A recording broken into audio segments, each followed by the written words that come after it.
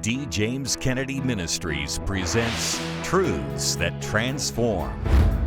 Yes, indeed. We are fearfully and wonderfully made. We have to also consider this is an issue of life and death, and this is not an issue of privacy. If this law goes into effect, it could very well close us down. This is Truths That Transform.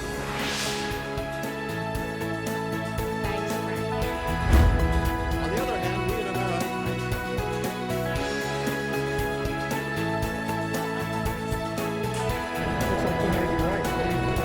God's design for education. Welcome to Truths That Transform, a viewer-supported program of D. James Kennedy Ministries. I'm Frank Wright. This week will mark the 43rd anniversary of the infamous Roe v. Wade Supreme Court decision, which legalized abortion in America. Since then, over 50 million children have been killed in the womb as a result.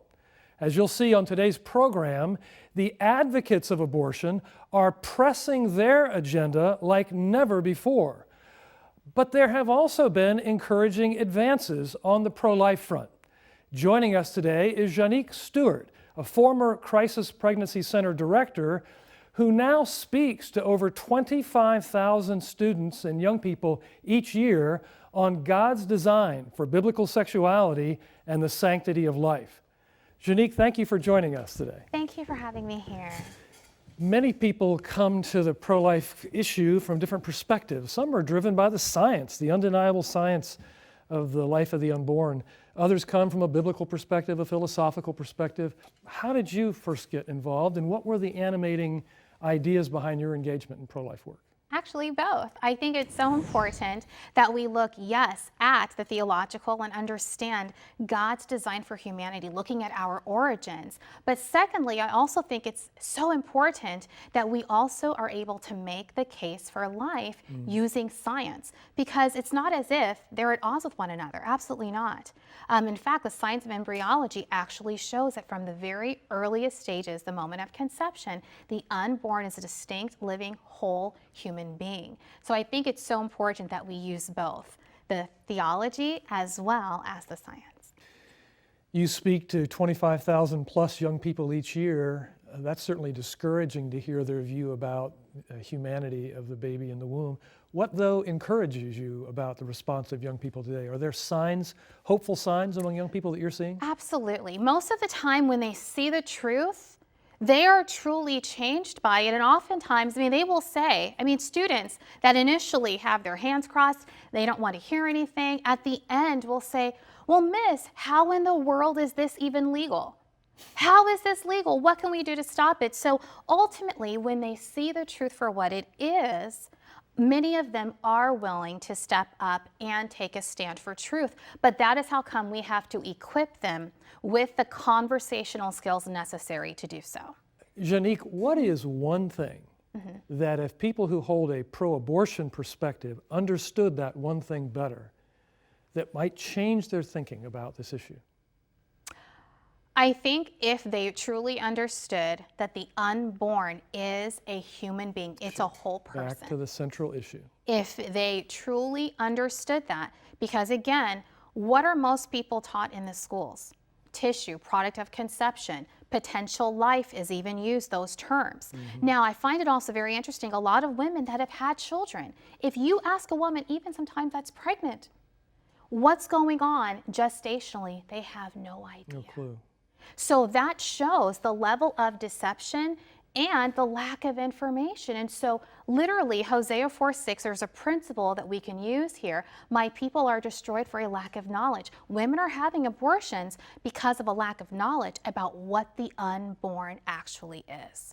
And so that's why it's so vital that people understand, that they see and understand that that is a whole human being, distinct, but it's alive.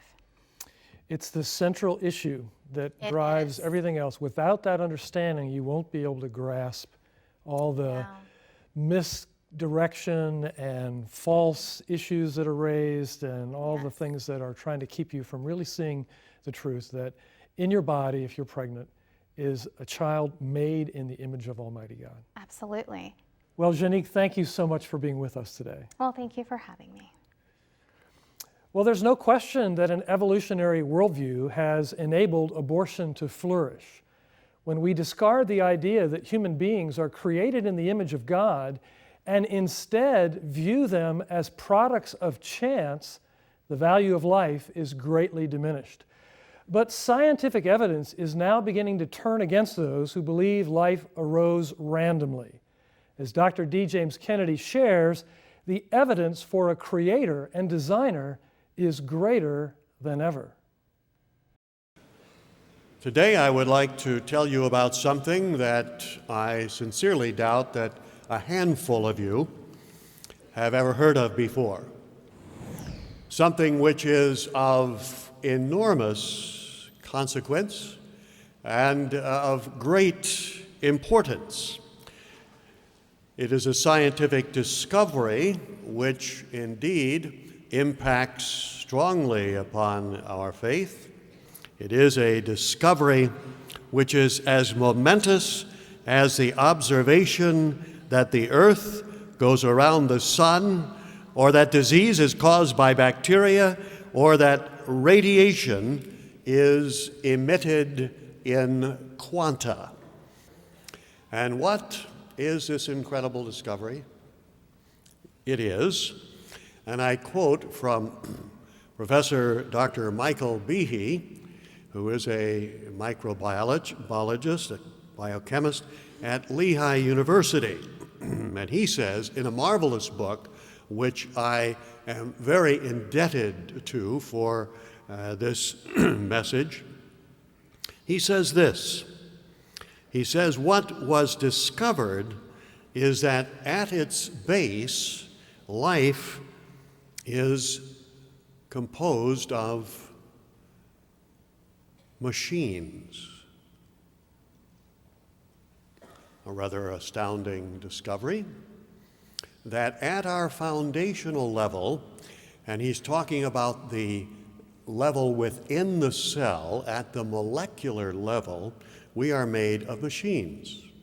Not 1 or 2 or 10 or 1,000 or 1,000,000, but trillions of machines. And we have about 1 trillion machines in every one of our 3 trillion cells. And yet it's all made not of metal or plastic, but it's made of living tissue, largely protein, in all different shapes and forms. And it is a fascinating thing to see. Now, this discovery was made because of technological advances in microscopes. In Darwin's day, the microscopes were pretty weak, and so he thought of the cell something like a small ping pong ball with a pea in it. In fact, it's interesting that the key to persuading people of evolution was the portrayal of cells as simple, because the whole thrust of evolution is movement from the simple to the complex. And therefore, it had to begin with what Darwin repeatedly called a simple single cell. And that's what enabled him to convince the scientific world of the possibilities of evolution. Now, in the last decade or so since this discovery has been made, there have been thousands of articles, scientific papers, books that have been written about it to other scientists, describing this astonishing Lilliputian world of millions, trillions of machines. But he began to make a computer search of all of the books, of all of the reports, of all of the scientific conventions, of all of the various articles that had been written to find something that at least attempted to explain where that mind-boggling complexity came from at the very rock bottom level of our existence.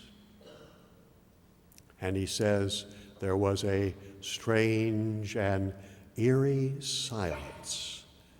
Thousands of articles talking about it, not one attempting even to explain it. It is beyond the ability of evolutionary science because they are irreducibly complex.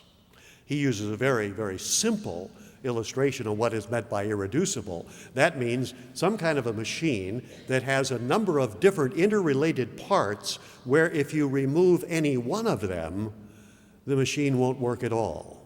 And that's what these machines are. He gives as a simple illustration a mousetrap, which is made up of about 6 or 7 little pieces. We're all familiar what they are. It's irreducible because if you remove any one of them, you won't simply catch fewer mice, you won't catch any mice at all. And that's what these machines are. There is no way that they could have built up from something simple. That, dear friend, is what you are. There are more machines inside of you than in all of the factories of the world combined. Yes, indeed, we are fearfully and wonderfully made. Now, it is interesting that Darwin said in his book, he knew the theory of gradual evolution by natural selection carried a heavy burden. And this is what he said: if it could be demonstrated that any complex organ existed which could not possibly have been formed by numerous successive slight modifications, my theory would be would absolutely break down. Dr. Behe says that this discovery of irreducible complexity at the very base of life meets that criterion and thus breaks down, completely destroys the theory of evolution. And the conclusion, he says, as we reach the end of this book, we are left with no substantive defense against what feels to be a strange conclusion, that life was designed by an intelligent agent. And the simple single cell that Darwin postulated and that modern science sought has proven to be a phantom instead. And in place of that, he says they find systems of horrendous, irreducible complexity that inhabit the cell. People sometimes ask if God has a sense of humor. I think he does. People set out to prove that there was no God and that life is the result of merely naturalistic and materialistic causes. God looked down at one of the 3 trillion cells in your body, each inhabited by 1 trillion complex machines. And he looked into that machinery and he smiled and he said, wait till they get a look at this. As Dr. Kennedy has just explained, the human body shows astonishing evidence of having been designed by God. The practice of abortion, on the other hand, is based on an evolutionary worldview. In this view, human beings are simply the products of matter time, and chance. As a result, they have no inherent value, only the value that we choose to place on them. And because children in the womb are less fully developed, some say they are fair game to be targeted and eliminated. The pro-life movement has made impressive strides in recent years in helping people once again understand the true humanity of the fetus. When women are counseled to understand that their baby is a person, statistically, they're much less likely to have an abortion. As you're about to see, this is something the pro-abortionists apparently can't stand for. Here's Jerry Newcomb with more. One of the great ministries of our time is the work of the crisis pregnancy centers, which provide loving alternatives to abortion. A Women's Friend in Marysville, California is one such example. But now a new law in California is targeting those centers and could ultimately shut some of them down. AB 775, also known as the Reproductive Fact Act, will require the licensed pregnancy clinics in California to post a sign in a conspicuous location in our waiting rooms that tells women where they can get a free or low-cost abortion. It provides a phone number for them to call. Carol Dodds is the director of A Woman's Friend in Marysville, California. And so, in effect, if a woman walks in our doors and reads that sign, she might say, oh, I could get a free abortion at that number, and she'll turn around and walk out before we ever get to talk to her. This is so repugnant. It is so opposite of what they believe in that to have that advertisement promoting something that is completely disagreeing with the pro-life message is so discouraging that many of them will probably just shut down. We know that. Attorney Brad Dacus is the director of the Pacific Justice Institute, which has filed suit against this new law on behalf of A Woman's Friend and all the other crisis pregnancy centers in California. This is like telling Alcoholics Anonymous that before they can have a meeting, they have to have a large poster or handouts as to where their members can go to get free booze. There have been some complaints that it gives the appearance that we as a clinic are saying an abortion would be a good alternative for you without even speaking to the patients. So some of the medical directors of the other clinics have expressed concern that it is speaking for them as medical professionals, saying that they support abortion and here's where you would go to get one.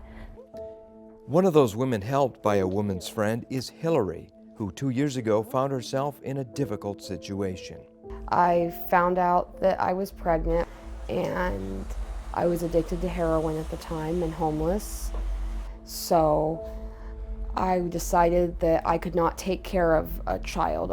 I could barely take care of myself, just my situation in my life, and I decided that I needed to have an abortion. I called Planned Parenthood to find out how to get an abortion set up, and they told me I needed a proof of pregnancy and an ultrasound. So I came here, I knew what their mission was and that they would be against me having an abortion. They would try to talk me out of it, but I just figured, okay, well, I can just get, go through it, however, and just get my proof of pregnancy so I can get this abortion. Well, when I came through these doors, they were so wonderful here. They were so kind to me and not judgmental. Once I saw the ultrasound, I knew that my heart and my mind had been changed and that I wanted to have my baby. Are you glad that you chose life for your baby? I don't even know where I would be right now without him. I love him so much, and he gives me this motivation that I never had. And he has changed my life, and God has just blessed me with my beautiful boy. And through some of these wonderful ladies here, I now am a Christian and have a relationship with Jesus Christ. What do you think of this new law requiring clinics like this to say, hey, if you want an abortion, here's the number to call, low cost or free? Women come in here so early in their pregnancy, and if they see that and they call that number, Planned Parenthood might convince them that it's just a blob of tissue, or some of the lies I've heard, and I've been to Planned Parenthood before, so I know that they tell you lies and make you think that the life isn't important. I would be so devastated right now if I would have had an abortion, and I know some people who have had abortions, and everybody that I know that's had an abortion, and I know several women who have been in my situation and they chose the abortion instead, and they regret that now. They go through their lives sad.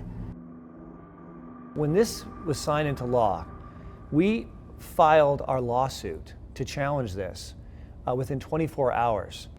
If I lived in another state, why should I care about what happens in California? If we are not successful in halting this new law, other states that are dominated with liberal state legislative bodies will feel empowered to adopt similar legislation that will also infringe upon the rights of women to get the kind of counseling and support that they are seeking, instead of being pushed away and encouraged to going somewhere else that is not what they're truly seeking.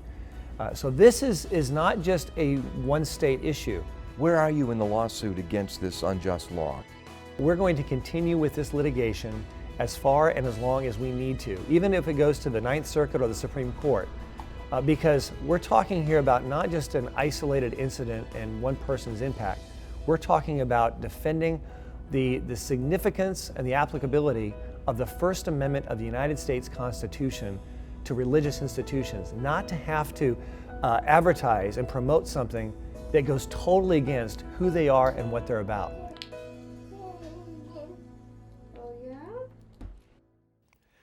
The abortion industry has ramped up its efforts to silence its pro-life critics because they know that it has a negative effect on their bottom line. True information and education about the nature of abortion and the humanity of unborn babies is absolutely anathema, at least to them. At this critical moment in history, when the abortion industry is being publicly exposed for the horrors it's perpetrated, it's more important than ever to get the truth out. And we have some great resources to help you do just that. My friend Jennifer Kennedy Cassidy joins me to tell us more. Jennifer, welcome. Thanks, Frank. For too long, the abortion industry in America has been able to do what they do because of lies and ignorance. They've spread falsehoods about the nature of an unborn baby in the womb, saying that it's just a blob of tissue, that it's not really human yet, and that it doesn't feel any pain. A generation of Americans brought up on the myths of evolution has believed them. And as you've seen on today's program, the abortion industry has actively worked to silence crisis pregnancy centers and others who tell the truth.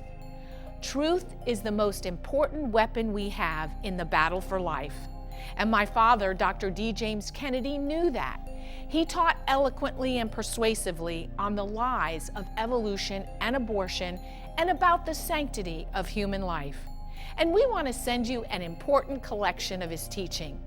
It's the new book, Fearfully and Wonderfully Made. It's the newest in the ongoing Kennedy collection, and it features 6 vital messages, including the full version of the title message, a short portion of which you saw today. We'll send you this small, powerful book as our thanks for a donation of any amount to the ongoing work of this ministry. Simply write to us at Box 6085, Albert Lea, Minnesota, 56007, or call toll-free 888-334-9762, or go online to djameskennedy.org. And if you're able to give a generous donation of $40 or more, we'll send you the book plus the 6 DVD or 6 CD set of these messages as well. You'll want to share these messages with friends and family, your pastor, and your church. Helping people understand the biblical truth about abortion is one of the most important contributions we can make to the cause of saving the lives of children. And when you give, you'll not only receive these messages, but you'll be helping us broadcast them to millions more people through our television, radio, internet, and print outreaches. So please, contact us today to receive the Kennedy Collection book, Fearfully and Wonderfully Made, as thanks for your generous donation. And if you can give a generous donation of $40 or more, you'll receive the book plus the 6 DVD or 6 CD set of the same name featuring these powerful messages.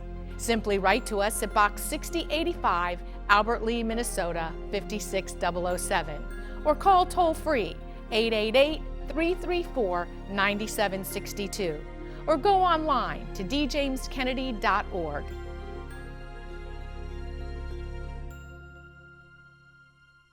Recently, on the social media site Twitter, Planned Parenthood used its official feed to post this message. Imagine life in a magical land where abortions and birth control are free and plentiful. This place exists.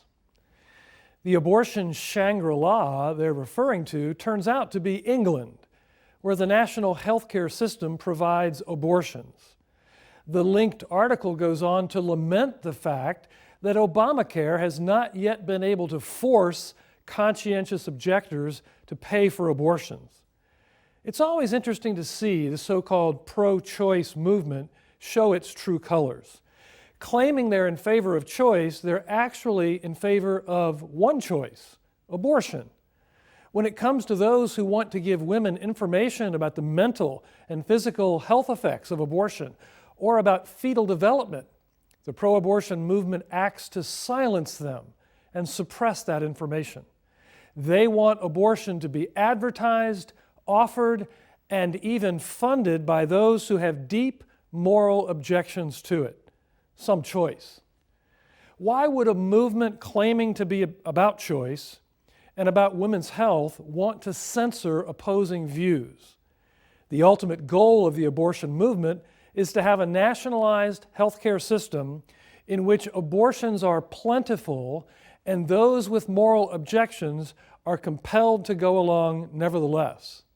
They've already tried to force compliance through Obamacare's contraceptive mandate. Thankfully, federal courts have thus far ruled in favor of conscience. But the abortion industry has a literal fortune on the line and will continue its battle to coerce Americans to adopt its agenda.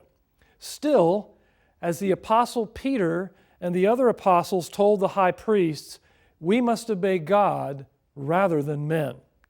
The biblical truth that we are fearfully and wonderfully made by God and created in His image means that we Christians must and will never capitulate on the sanctity of human life. I'm Frank Wright. Thanks for joining us on Truths That Transform. Next week on Truths That Transform. It's only POC. A clump of cells, it's like a wart. Lies! It is a baby. Because they're in a crisis situation. And if you saw someone in a crisis situation, you'd do whatever you could to help that individual. That's next week. Today's program is available on DVD for your gift to this ministry of any amount. Please call, write, or log on to our website today. This has been a production of D. James Kennedy Ministries.